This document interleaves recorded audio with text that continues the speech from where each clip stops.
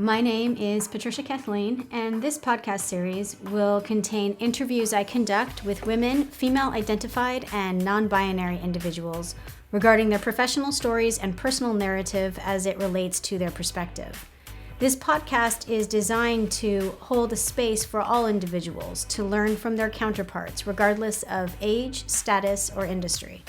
We intend to transparently investigate the evolving global dialogue regarding underrepresented figures in all industries across the USA and abroad. By hosting these stories and conversations, we aim to contribute to the changing platform and representation of these individuals for the future. Now let's start the conversation.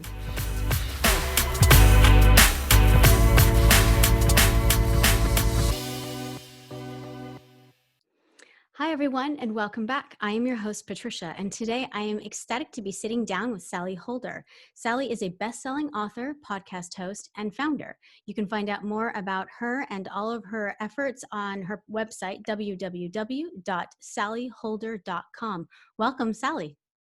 Thank you for having me, Patricia. I'm really excited to be here. Absolutely. I'm excited to unpack everything that you're doing. It's really exciting.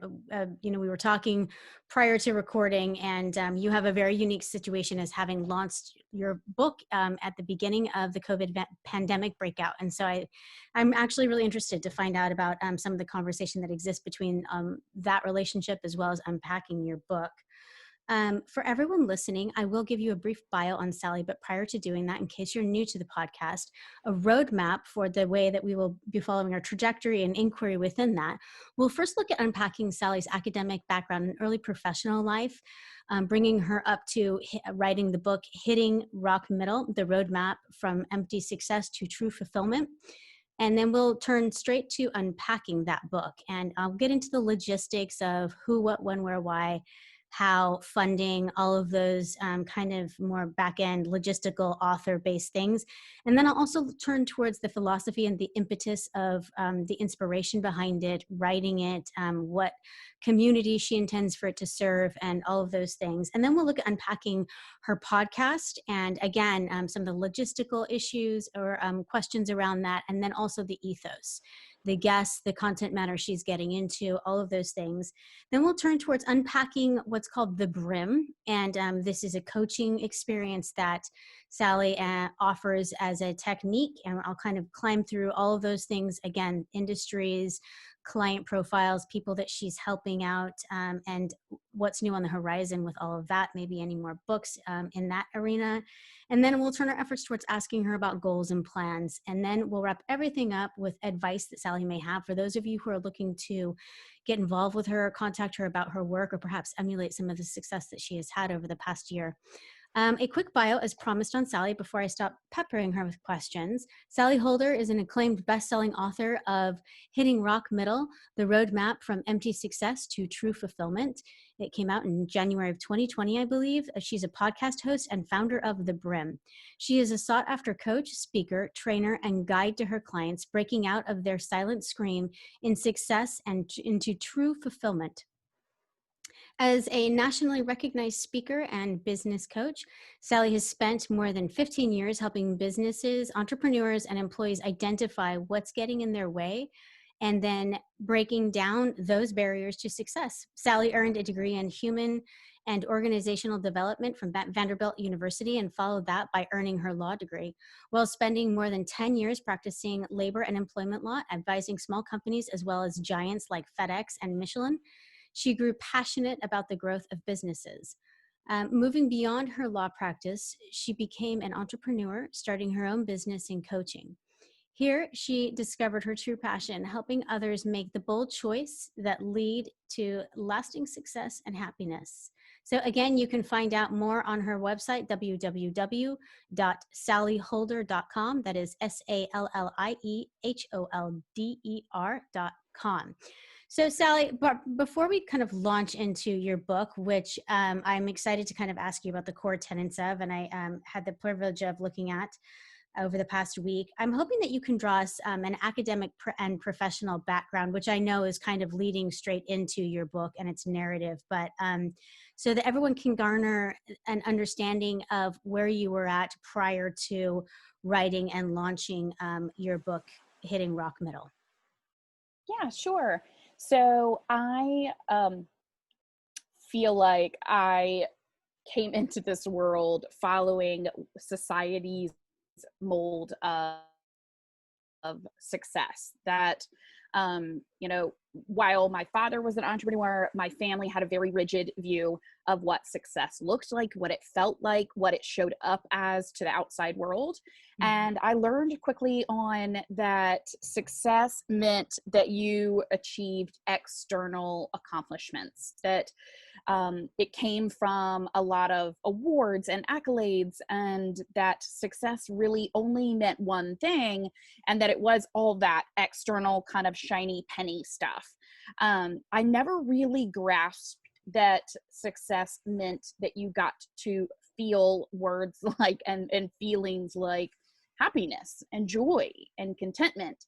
And so I believed for a very long time, more than 30 years, that you needed to work hard enough, be very focused on those external accomplishments. And when you did, eventually you would be rewarded with the feelings of happiness and contentment. But after the 30 years of work and sacrifice of time and energy and getting many of the awards that I thought would lead me to that place of happiness and contentment, after getting all of those, I didn't feel any of the things that I wanted to Yeah. feel. I didn't feel fulfillment. I didn't feel joyful or happy. And I felt robbed. I felt Mm. frustrated and mad and angry and really dissatisfied. And I kept all of that to myself. I kept quiet about all of those feelings because I felt like there must be something wrong with me, because I had checked all of the boxes along the way that everyone else told me to check.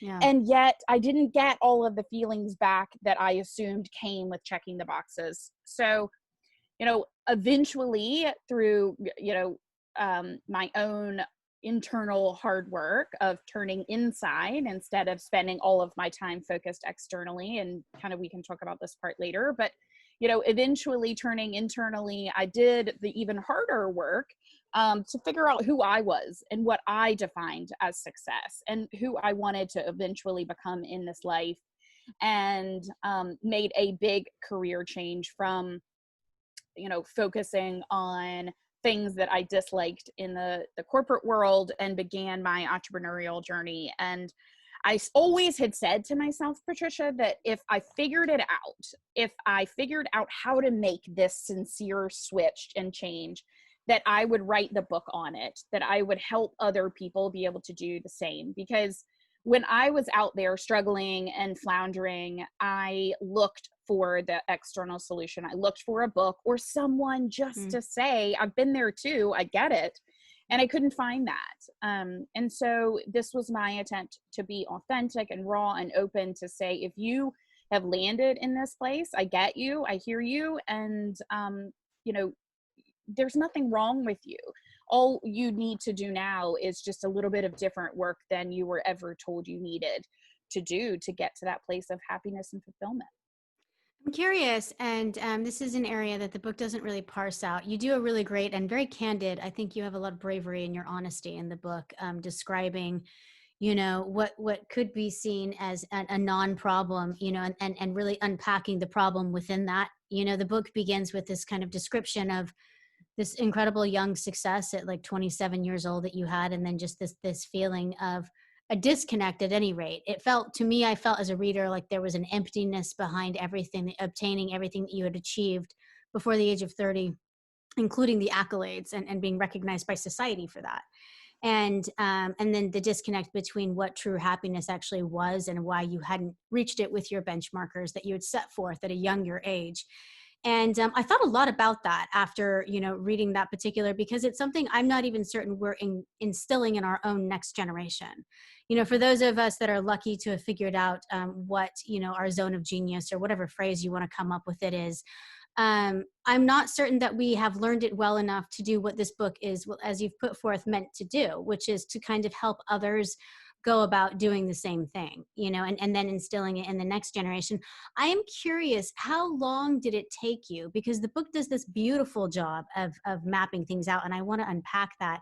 But how long did it take you personally to kind of get to a place where the book's written in hindsight, you've kind of come to this revelation, you've walked into your zone of genius? How long would you say that journey took you from the bathroom floor that night until writing? Oh gosh. I would say probably 10 years. Yeah. I think that from I, I had that bathroom floor moment that you're talking about after receiving the Young Professional of the Year award, and I came home and just collapsed in tears because I felt like nothing was going to be different, and yet I wanted so desperately for things to be different. And my greatest fear was that I didn't have the power to make things different for myself. And I didn't realize all along that I did. I possessed that power all along. But I stayed exactly where I was for 8 more years. I stayed practicing law. I shifted things slightly, right? I kind of describe this concept in the book of staying in the loop, that, I would investigate other careers, other areas, and believe that they would be the solution, that it was just the people I worked with or the job or the city I lived in. The problem wasn't that I was following someone else's model of success. And so I stayed there 8 more years doing those slightly different things, running a law firm. I ran several companies after that as their chief operating officer, real estate company, retail company. But I still felt all of those same things because they were still always chasing someone else's model. So it took me 10 years after going through several other iterations to realize, okay, if it's not just practicing law and it's not just, the people I work with, then I take me wherever I go. And so if I'm finding the same feelings every single time over and over, it must be something within me that needs to be resolved. And I finally began actually working with my own business coach. And she really helped me unlock that and make the realization that I needed to do the work myself. And so over the next 2 years, I saw more growth and more rapid change in my life and career than I had from the previous 10. Yeah, absolutely. Well, I'm curious too, your book does a good job at posturing questions. And even on your website, you, as a viewer, when you land and things like that, you've got a survey and things of that nature that I know that ties into probably your work with the BRIMM. But I'm wondering how much of it seems like you have a very therapy approached basis to it, in that the solution is within. We just need to kind of unlock these, and I'm referring obviously to normal social therapy that a lot of people receive, but you have a lot of these questions about like looking in and answering it for oneself, and it's also checking these factors that I think you talk about in the book as well, these kind of smile and nodding moments that people do, and they really don't feel that way inside, and kind of coming to terms with that, identifying it, and then identifying true questions once you've detached it from stigma that a lot of us have about what we ought to be doing, or what one, was planned to do because of means from like a disparate moment in childhood.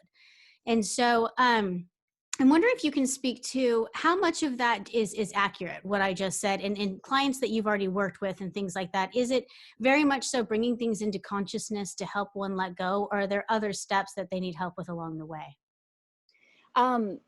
I love the way that you put that. It is a bit of a therapeutic approach. And what I've come to learn and really resisted for so long in my kind of 10-year journey prior was the fact that I thought that there was some kind of tactical solution, and that it could only come from some sort of tactical solution. And if I just worked hard enough, the solution would appear. And yet the solution wasn't coming. And yet I still stayed in that loop, right? The definition of insanity. And what I've come to realize in working with female entrepreneurs is that it is absolutely a combination of both, right? It is a combination of tactical solutions, but that we are generally, as and I primarily work with women, because I'm fascinated with female entrepreneurs and really passionate about helping them increase their revenue and income. Um, and what I've come to realize is we aren't necessarily open to the tactical changes that we should or, may need to implement until we have resolved many of the mindset issues, the limiting beliefs, and, kind of exactly how you put it, the therapeutic approach and the therapeutic work is done first. I have a mindset course that I offer, and, I generally recommend that people start there because and many entrepreneurs say, well, it's not my mindset, it's my, lack of sales or my inability to have a lead funnel or lead generation. And I'm like, don't worry, I'm going to get there. I'm going to talk to you about all of those things and help you implement those. But the reason why you haven't created those first, the reason why they don't exist now is because, right, of these blocks, these mental blocks that you have, these assumptions you've made about yourself, your self-worth, the worth of your business, and it's driving many of the decisions that you're currently making in your business. So when we can resolve those, then we can implement some really great tactical tools that are, I find, small tweaks that can create massive success for you. But it all does begin with what's between your ears. Yeah, absolutely. And to that end, I'm wondering who was the ideal candidate for your book? When you were writing it, did you have your audience in mind, or were you just writing your truth? I always had my audience in mind because I was always thinking about the person that I was, that if there was another 27-year-old woman out there who was doing it and trying to force that square peg in the round hole, staying in a career that she disliked. So to me, it is that younger audience, not where I am currently, which is okay. I have other things that serve them. But to me, ideally, it is the younger audience, the 27 to 35, 25 to 35, where they're questioning and sitting there saying, I like what I do, but I don't love it. I'm not passionate about it. I don't know where I'm going from here. Do I stay here? Do I really invest and double down in the career that I've chosen? And, I want them to be able to read this and know whether it's right to stay where they are or whether creating the wholesale change may be right for them. Yeah, absolutely. And I think anybody can benefit from that, even if the answer is, a lovely, like, I'm great, I'm right where I should be. A check-in is really necessary and wonderful. What has been the greatest success with your book that you hadn't anticipated? What has been like some of the happier moments that took you off guard? Oh, what a great question. I did have the pleasure of getting to do a book tour that ended literally the week before COVID hit. And, I think an unexpected just joy was seeing women probably who are of an older generation, who were in their 60s and 70s coming up and saying, I read this, or they enjoyed the talk that I gave relative to the book, and coming up in tears saying, I don't want to give up, right? I want to make the change. I still want to do the work to create the life I always wanted. And to me, just to be able to inspire one person to take the risk on themselves and to go and do that is beyond what I could have ever hoped for. I'm thinking in particular one woman that just like held my hand and she was just in tears saying, I've been wanting to do this for myself for so long. Thank you for giving me the courage to do it. And I mean, it can bring tears to my eyes right now. Yeah, absolutely. And as well, it should. Moving anybody like that, I think, is wonderful. I'm wondering, you mentioned COVID and the book. I have written down January 2020. I myself didn't find that fact, but if it indeed launched then, you kind of gracefully partnered COVID into the existence of kind of the global pandemic that it is right now. And I'm with your book launch, and I'm curious, as I started thinking about it, I don't come at anything always pessimistic, and I was wondering if it was I'm sure that there was some fallout and some issues and canceled tour dates and things of that nature, but has there been like a shift? Did it cause you to pivot and look at your book differently? Has there been a dialogue that wouldn't have existed without that extreme and rare circumstance as launching the book right then? Patricia, I think you were the first person I have talked to about this in this manner. So I love the question. Yes, yes, and yes, and yes, all of the above. Yeah.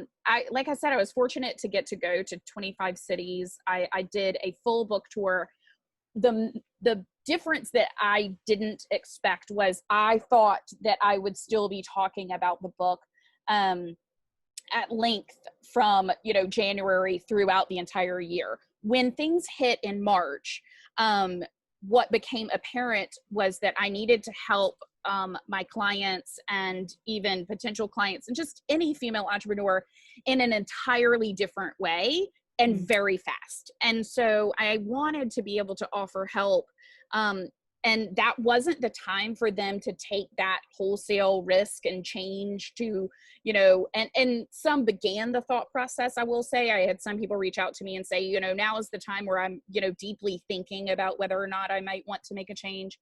And that's great. But the immediacy that COVID created of needing to create income and needing to have, an ability to take businesses online really trumped the other message of, hey, go out and feel the freedom of creating whatever career it is that you want to have. Yeah. So I did switch gears much faster than I anticipated. It's been interesting. I had a bit of mourning over that. I didn't have a lot of time to let it sink in. And it really came after the fact. So I pivoted so quickly to offer a free 5-day workshop. I did it online, just on Facebook. I did 5 full days of training to female entrepreneurs and taught them how to take their businesses online to immediately create revenue. And so, getting that content written and up and running and the whole thing going for a little over 300 people took a lot of work. And so, and then from that came obviously different, as things always do, that then takes you in a totally different path. And so now I'm going to offer that again because people said it was so great. And so, I'm sad a little bit that I haven't gotten to continue to focus on the book, but I am a big believer that, whatever path that we are given is the one that we are meant to be on. And so interestingly enough, I'm just walking this different path and with curiosity and with interest. Will you return to the honeymoon phase or try to with your book once COVID is over and social distancing is more of a distant past? Would you think you'll ever return and try to do some of the activities that you were planning on doing, or just move forward? I don't think I will. I've thought about this very recently because we are actually in the process of a website revamp to focus less on the book. And even before getting on this, that's exactly what I was doing, is changing the message again and revamping. But, and I think that one of the things that you've got to be willing to do as a female entrepreneur, I love the quote, be clear on your intentions, but fluid on the how. And I thought I knew how it was going to go, how I was going to execute my ultimate intention, which always has been to help change the lives of female entrepreneurs and help them increase their revenue and make the biggest impact in the world that they possibly can. And how I thought I was going to do that was through the book. Interestingly enough, that was not my life plan. Now, and it may still, but again, some of the other ways that the book was going to make an impact was through conferences and booked speaking engagements and places like that, all of which have since been canceled. And so many of the in-person events, maybe those will come back, and maybe they will come back and the book will be relevant then, but I'm different now. And that's, I think, what you have to always be open to, is open to the growth that you can get to experience along the way if you don't see it as, with a victim or negative mindset of, oh no, this happened to me, rather than this is happening for me. And so that I may reach that ultimate destination. I didn't expect it, but somehow it will be a gift. And we all Absolutely. expect to be able to see that in the moment, and you don't get to, right? You just have to have faith and then Yeah. trust, and then you get to see it as a reflection. Yeah.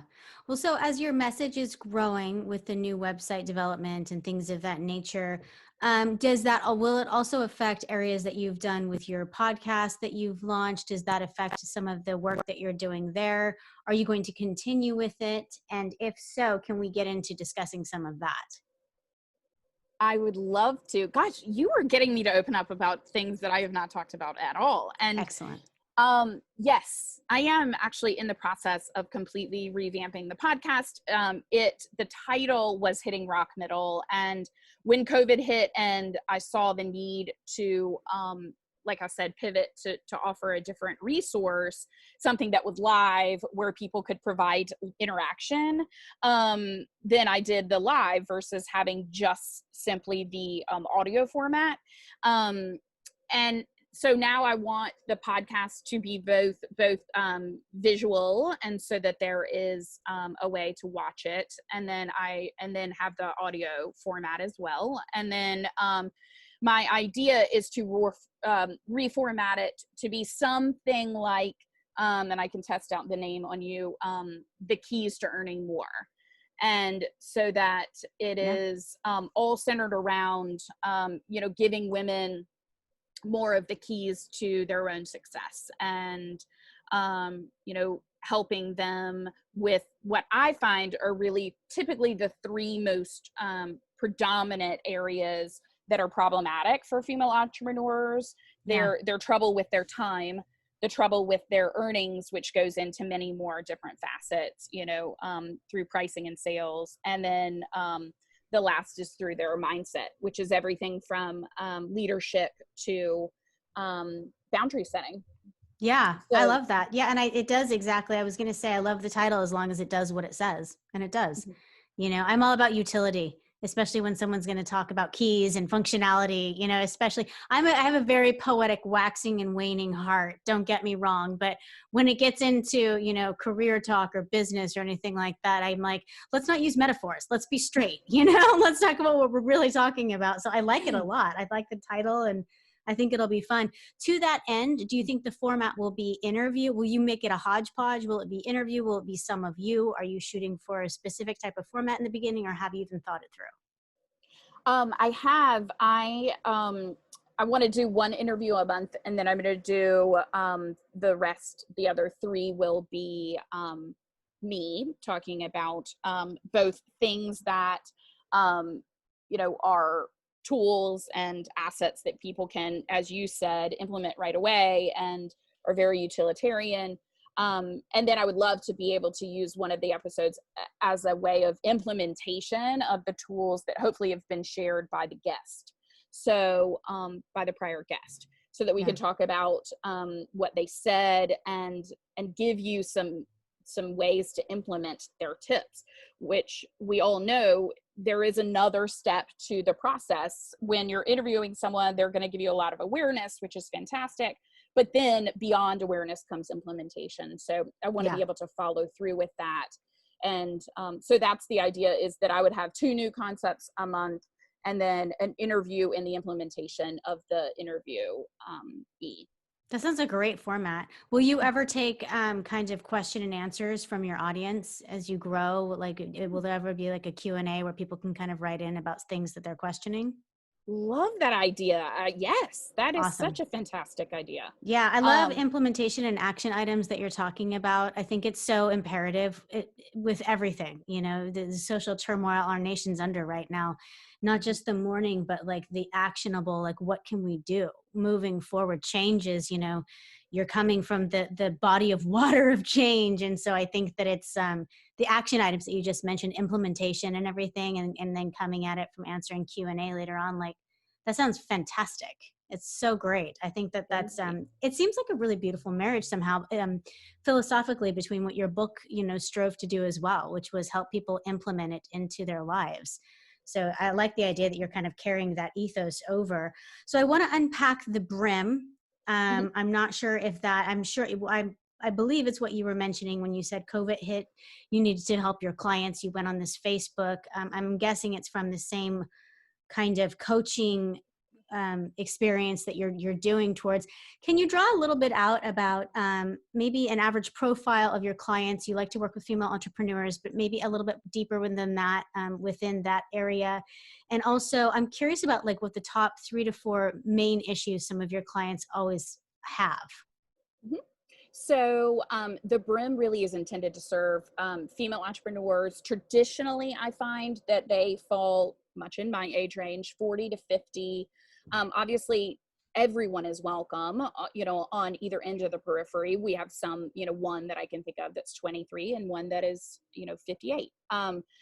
But typically it's somewhere around the 40 to 50 age range, where I find that many of them also grew up like I did, with this very external focus, and with this thought process that, I'm smart, I've got the degrees. Generally they may have succeeded in a previous career, and now they're trying to apply a lot of that to their entrepreneurial experience, and it's not really working. And they aren't sure why. Much of the time they have between 0 and 10 employees. Maybe their revenue is, I have several companies that I work with that have up to $10 million in revenue. But what is consistent about them is they're all missing the leadership support. So they still remain the primary decision maker. They still are, have very little, they have support staff, but they have very little people to delegate any type of decision making or other leadership responsibilities to. So they still bear much of that burden. And so they're looking consistently to someone like myself to turn up to, because they don't want to complain down. They want to be able to turn up to someone else, and they don't have anywhere else to turn. Yeah. And so I can serve within the BRIMM as that person, guide them through the next stages, which really are all about helping them with those 3 main problems that I find. They are always almost undercharging. Yeah. Very consistent issue. Yeah. Female entrepreneurs tend to earn 56 cents on every male dollar in the entrepreneurial world, whereas in the corporate world, we earn 76 cents on every male dollar. And I constantly put it back to my female entrepreneurs to say, and who set the price? Who did that? We did. If we're doing it to ourselves, it's fantastic to know that, because then we get to change it. And then we have the power to do so. So, we're well aware, because of the loud, thank gosh, voices of women everywhere saying, hey, we deserve to be paid, in the corporate world, what we, equal pay. But when we are given the choice, too often we are diminishing our own talent. And so that is a big focus of the BRIMM, is helping with pricing structures, and then also with becoming familiar with and passionate about sales, which is not an icky word, but something that women need to lean into, and know that the fantastic sales process is being able to serve the people who need what you have in a way that's thoughtful and creates a win-win relationship. Yeah. And then the other is certainly about time management. And so, we break that down over several weeks of work on productivity tools, time management tools, and efforts that I have found that have changed my business dramatically. And so I teach those, but I also deal a lot with the mindset issues that are incorporated in the time management problem of not valuing ourselves. And so we do dive into the third issue, which is mindset, which is around self-care. And the idea that when you care for yourself first, your business will actually flourish, instead of operating and making decisions constantly from a place of fear, believing that, you can run yourself into the ground and do a little bit more, and that will help you earn more. That is in fact wrong. And so we break down those 3 areas of the main focus into smaller modules and deal with those. Yeah, and it's so true. And I feel like it's been told to me since I was in my 20s by Oprah. And the implementation never, I remember the day it sunk in, about self-care actually coming out to be in fruition to not just your bottom line, but your bottom line of happiness. Yeah. It's amazing what self-care does. And it's amazing how, even as I think I was raised really liberally and incredibly privileged. And I still wasn't raised with those values. Women were taught to sacrifice. That's what you got to do. You better be multitasking. You better be making everyone happy ahead of yourself.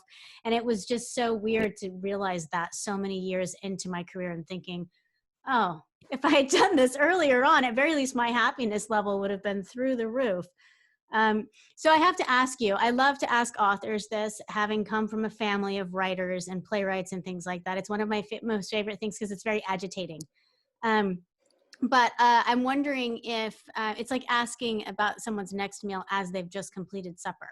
But I'm wondering if you've thought about another book on the horizon. A lot of times when you're going through the process, it's actually, it can spark things in people, or it's like, I will never do that again.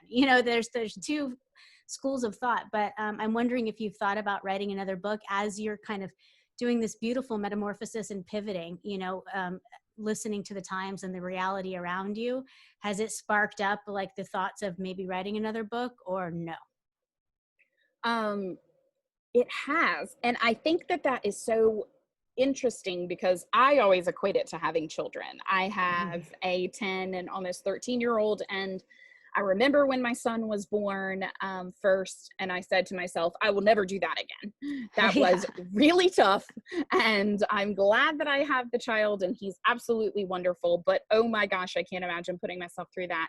And then you get enough distance from it, and you say, well, it wasn't that bad. It wasn't that hard. I could do it again. And I think that now that I actually finished writing the book almost a year ago, I'm having a little bit of that distance to think, I have more to say. I have more I want to talk about. And so I definitely think that there will be another book. And I just began probably thinking about that within the last 2 weeks, as this next, probably 3rd pivot since I've been in COVID is coming about. That's what really stirred that thought process.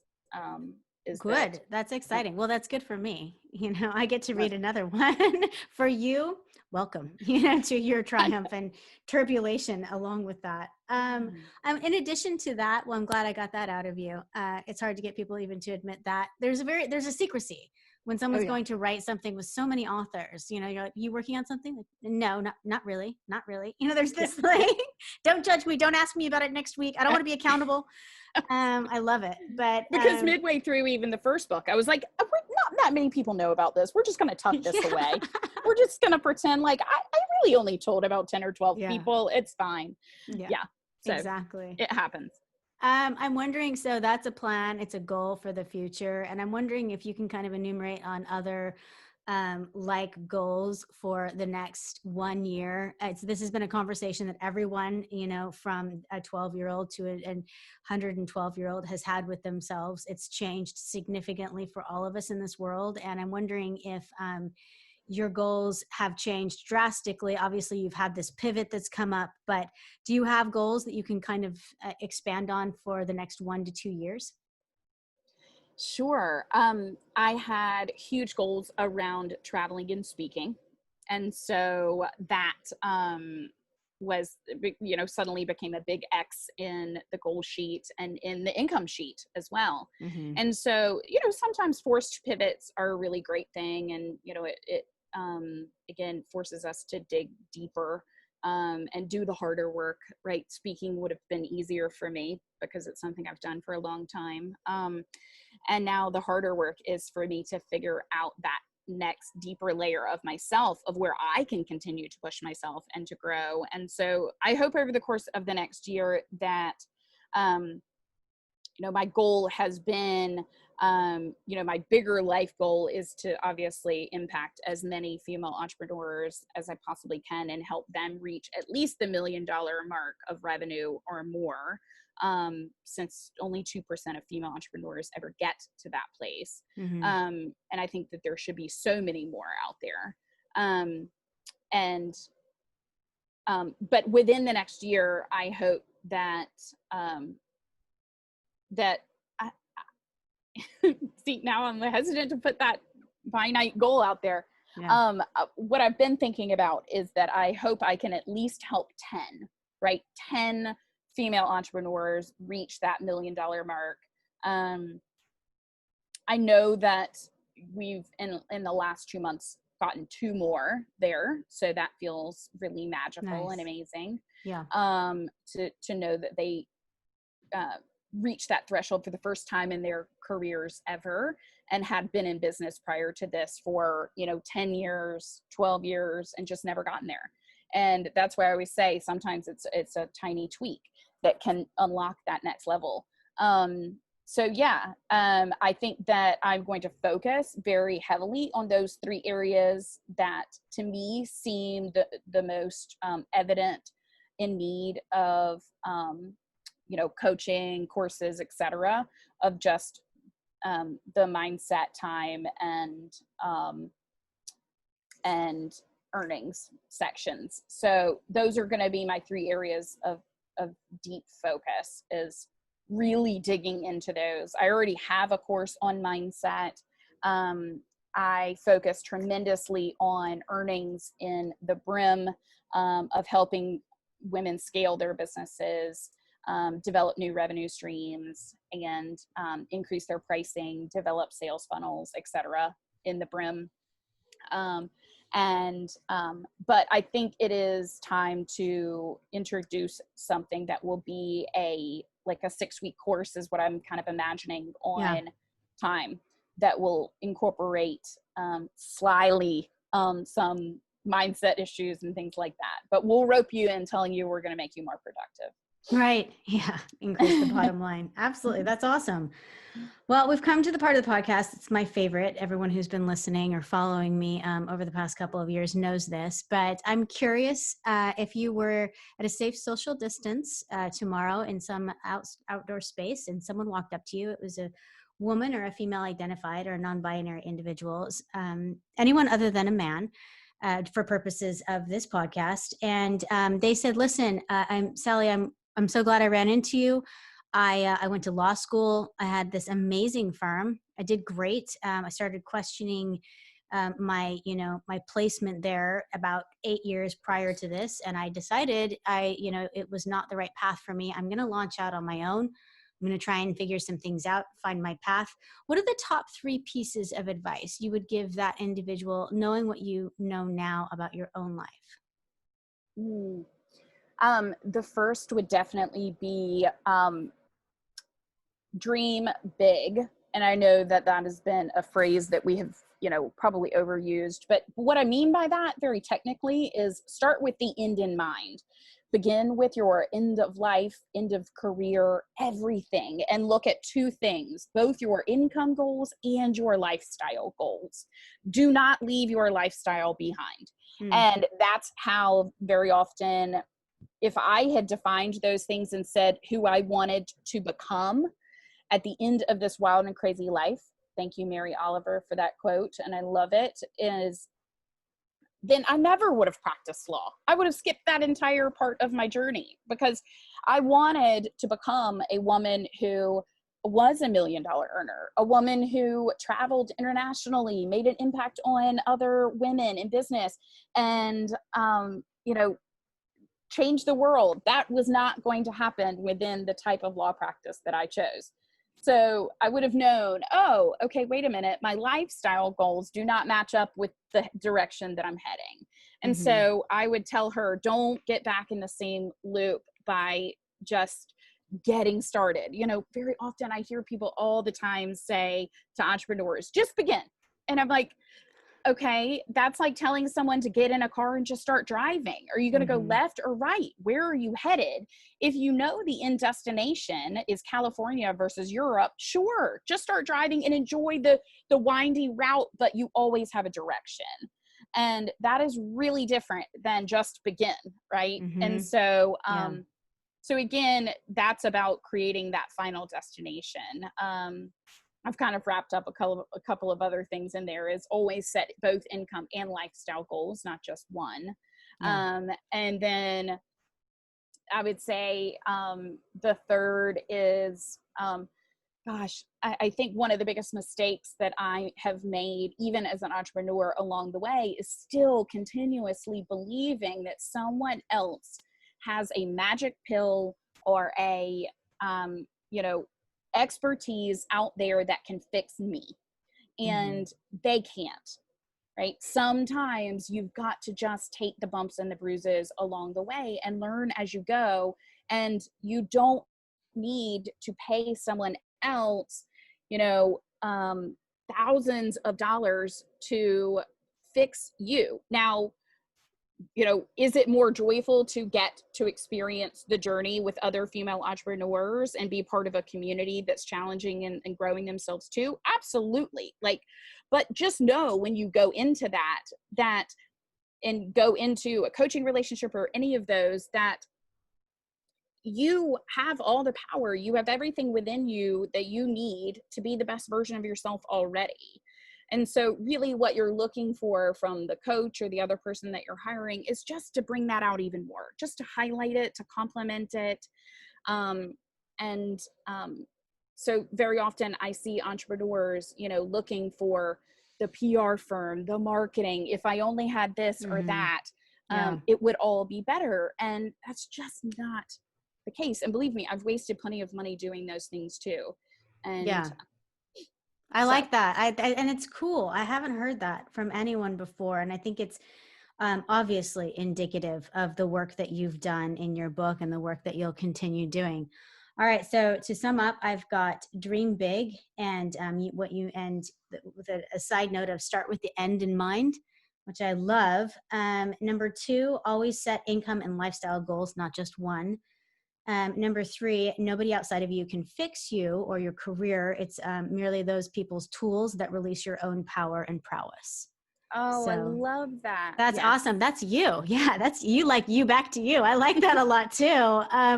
Sallie, that's so awesome. We're out of time, but I just wanted to say thank you so much today. I know that you've got a bunch of balls in the air, and nobody is busier than someone revamping their life, which everybody is doing. And I really do appreciate you taking the time to speak with me and have our audience hear your wisdom. Well, thank you for having me. It's been an absolute pleasure. Absolutely. For everyone listening, we have been speaking with Sallie Holder. She's a best-selling author, podcast host, and founder. You can find out more about all of the stuff that we've been talking about on her website, www.sallieholder.com. I myself eagerly await her next book, and can't wait for all of the future wisdom that comes from that. And for everyone else listening, and thank you for spending your time with us today. I do appreciate you. And until we speak again next time, remember to stay in love with the world and always bet on yourself. Sláinte.